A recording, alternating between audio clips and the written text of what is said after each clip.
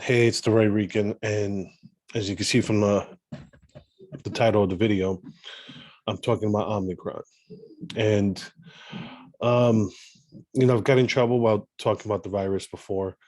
So I try not to really talk about it. I'm not a doctor or anything like that. Um, I just read a bunch of stuff. So it's serious. You need to take it serious right now. But I'm not someone who does panic. And just like everyone else, when the pandemic first started, I freaked out. Everybody freaked out a little bit. Remember coming home. I remember wearing gloves to go to Walmart. I remember leaving the groceries down in my basement and not touching them, waiting a couple hours to touch them. I remember doing all stuff like that. I would come home, literally, I would walk in through the basement, take off my clothes, and go straight to the shower. The stuff that I did. I mean, I was the one who went out. To keep my family safe, I went out to do the grocery shopping. Um, and I built extra shelving. I made sure to grab water. But to be honest, once the first case hit the US, I started buying extra stuff. That's what I did. So I've always taken this seriously. I have my pantry there, but in that sense, I'm a prepper. That I like to have, food and water available because you never know what type of emergency might happen. So it's good. The government says you need 72, 3 days, and I go, you should have at least a month worth of food on hand for any type of emergency because you don't know power goes out or anything like that. But this video is not about that. I,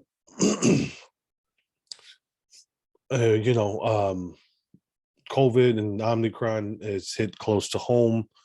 I know I have I tested yesterday, tested my kids.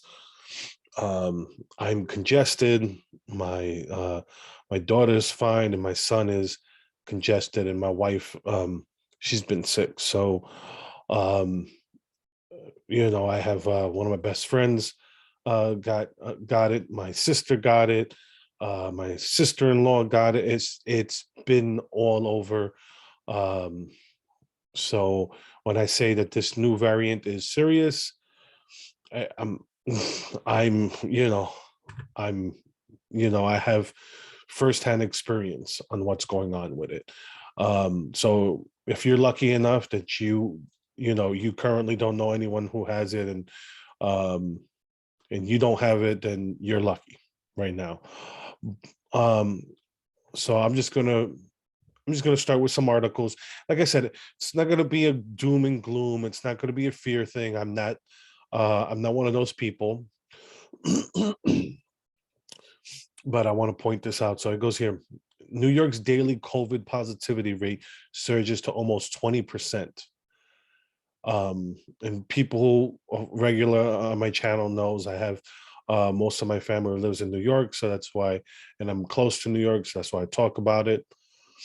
But yeah, it's crazy. People on top of each other. That's what's going on there, and then here's another article that says U.S. COVID cases hit record high. Officials eye hospitalizations. Now, that's where I go. Here's the positive side: is that even though we're hitting record case highs, uh, we're not peaking when it comes to hospitalizations. I think that has to do with people. I don't think everybody's as scared of it anymore. I think we've learned how to treat it. We've learned how to live. Well, we need to learn better how to live with it. But this is what's going on right now. and this is another, like I said, COVID's the gift that keeps on giving. And here it goes. It's like the CDC's Rochelle Walensky admits COVID-19 PCR tests have a major flaw. And one of the major flaws is that once you test positive, the test is so sensitive, you could test positive for up to 3 months. It's at 12 weeks. Okay, that's a major flaw. Um, and like I said, I'm gonna go into it, like the more hope, but I want to show you. Well, you also have to be careful. Like I said, cases are up, people are getting sick. People. One of the things is, when I went to go test yesterday, I had to wait over an hour to get tested. There was a line of cars waiting to get tested. So, in New York, I know the lines are ridiculous. I've heard. Um, so take into account that we're going to find more cases if we're testing more. That was one of the problems in the beginning of the pandemic. We didn't have enough tests, so we didn't know who had it and who didn't. Even now, not everybody who's positive is going to a hospital to get tested. My friend who got tested, um, he took an at-home test, and while he knows he has it, he lost his taste of smell. And his taste of smell and his sense of smell and his taste. Oh my goodness. Yeah, it's been a long week for me. So bear with me if I'm a little all over the place. I apologize for that. But it's something that I think more people need to talk about what's going on. But like I said, it's not all doom and gloom. Um, but you have to be careful with this stuff here. Um, NBC News announces surge in child COVID hospitalization. Okay. Now here's the issue. Did it go up? Yes. But here's the goes. In the last 4 weeks, the average number of children hospitalized with COVID-19 jumped 52% from a low of 1,200 to 1,900 on Sunday, according to an NBC News. But here's the whole problem. Look at the numbers. See this number here? See these numbers?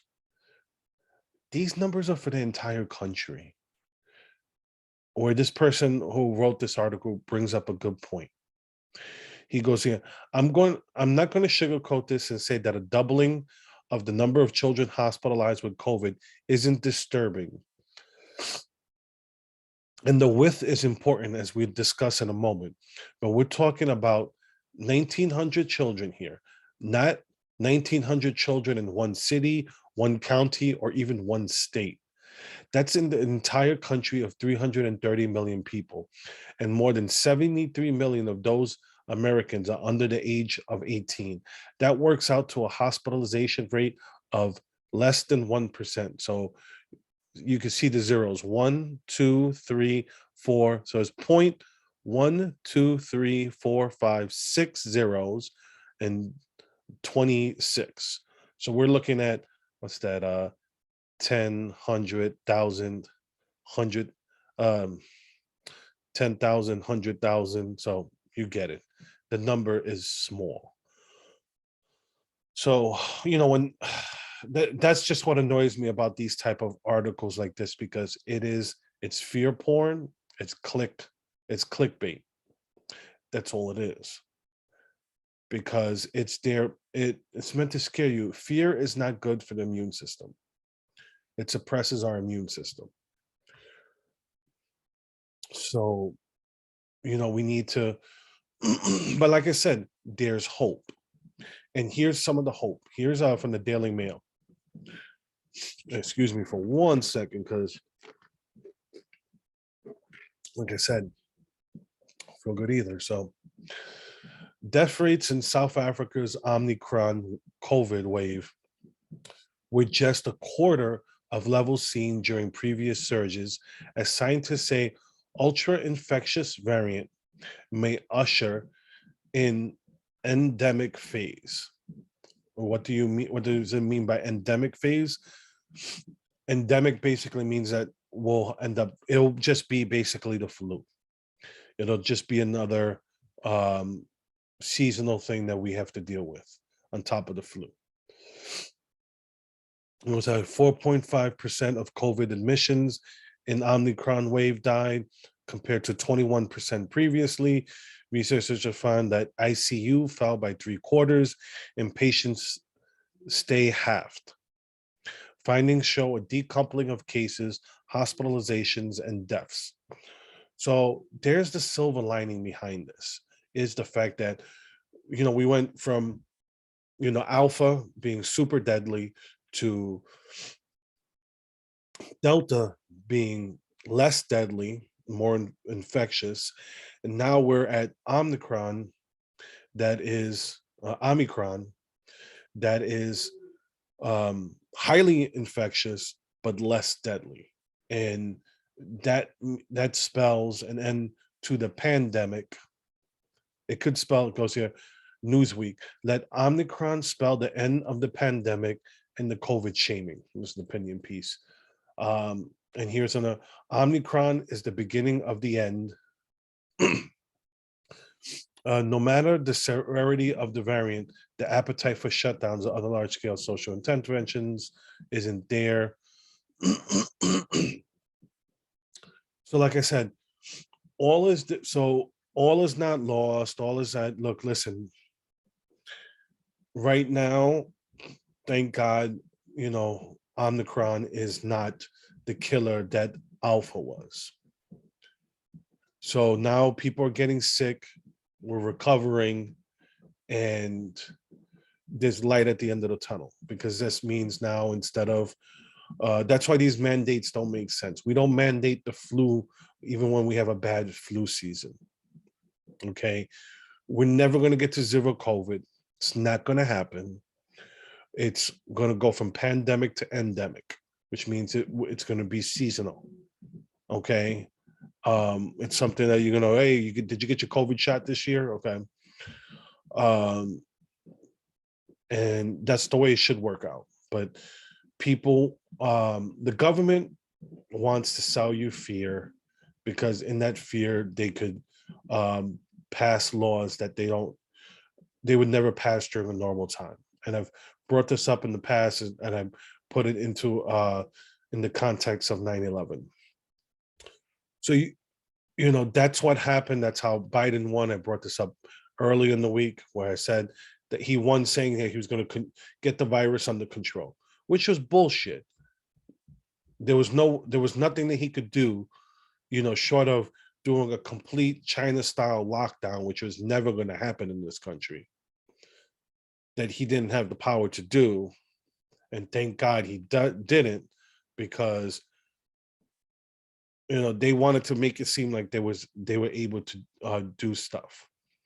It was just a way of, Trump sucks, I'm going to do it better. And obviously you could see from this past year is, no, he thought he thought he was going to have much more control than he actually did, or at least his handlers thought so. So look, take it seriously. It's not, take it seriously, but don't live in fear. It's not, even members of my family who are liberals and all that stuff, they're getting to the point where, even they're not fearful of it anymore. My best friend was like, it's not scary to her anymore to hear someone say they have COVID, which it's a good thing. It's not a bad thing. That means that, the virus is taking its natural track toward being more infectious and less deadly.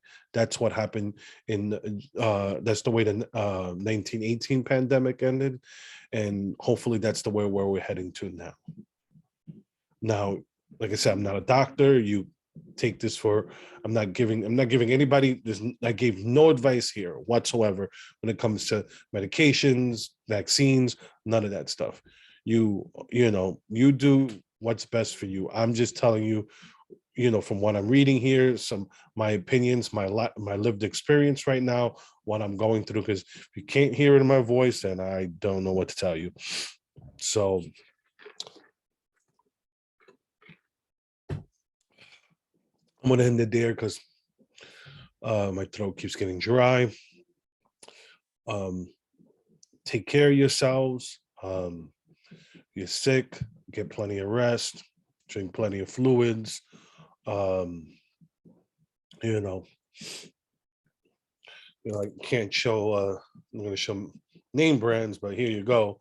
You could tell what